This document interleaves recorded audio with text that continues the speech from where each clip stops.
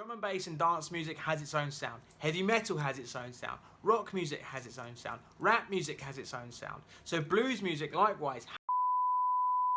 So you want to learn to play the blues on the guitar, but you don't know where to start. Well, stick around guys, because I'm going to be giving you 4 massive starting points that you're going to need to know if you're wanting to learn to play the blues on your guitar and you're just starting out in your guitar learning journey. Hey there guys, my name is Matt Dawson and I'm the director here at Inspire Music School, where we help people learn and love the guitar, specifically for all you beginners out there. And if you live in the St Albans or the Hertfordshire areas, feel free to head over to inspiremusicschool.com, where you can find out how you can get guitar lessons at our studio. So without further ado, let's get stuck into some facts that you will need to know about the blues if you want to start learning it on your guitar. Now, we're not going to lie, the blues has been around for a really long time, and it sort of dominated the 20th and the 21st century so far. So with that in mind, we need to really understand the cultural importance of the blues before we even start attempting any of it. Because if you understand how important something is, retaining that information is going to be even easier when you're going along this journey, which can sometimes be a little bit difficult. So the cultural origins of the blues start way back in the days of slavery in America. Now, some people trace it back even further than that, but we really get our first glimpse of the blues in its recognizable state at that period in time. And this music was originally sung and played amongst slave communities, specifically in the Deep South in America. One of the things that was left behind was this foundation of music that then went on to influence lots of other genres and styles. The blues has influenced people from the Beatles to Led Zeppelin to even Black Sabbath. If you listen back to their earlier works, you can definitely hear some blues influence in there.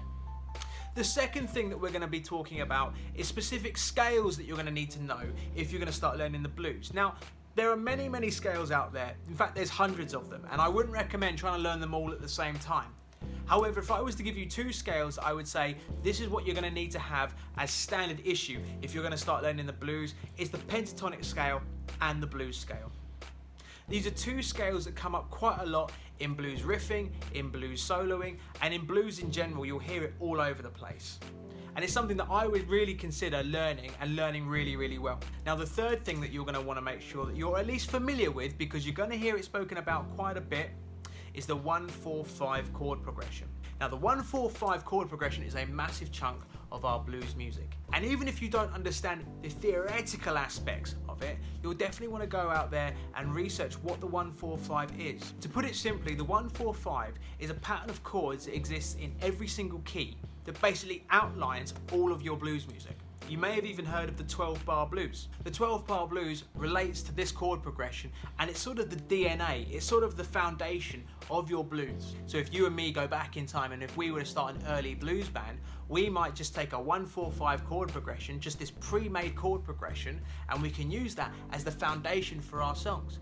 And then we can add lyrics and solos and melodies on the top and really bring out a banging tune. The fourth thing that you're going to want to need to know is going to be phrasing. Like most music out there, blues has its own phrasing. Drum and bass and dance music has its own sound. Heavy metal has its own sound. Rock music has its own sound. Rap music has its own sound. So blues music likewise has its own sounds and sensibilities. And one of the things that you're going to have to make sure that you're really getting under your fingers is the phrasing of blues. Things like bends and slides and good uses of vibrato, picking accuracy, all these different things are going to come together and they're going to make up your blues playing. So phrasing is something that a lot of people overlook, or they maybe don't give enough thought to, but blues is more than just a lot of notes and chords. There's an emotion to it, there's a way that you would go around playing it. If you've tried to learn to play the blues and found anything specifically hard, please let me know in that comment section below, because I'd love to address it for you, and you'd be surprised how common some of these struggles really are. Well, thanks for stopping by guys. I hope you found this useful. Please make sure you're hitting that subscribe button and the notification bell again, so you're notified of when we release a new video. And if you found this one useful, please feel free to check out some of the other videos that are coming up around the screen. And until next time guys, have a good one.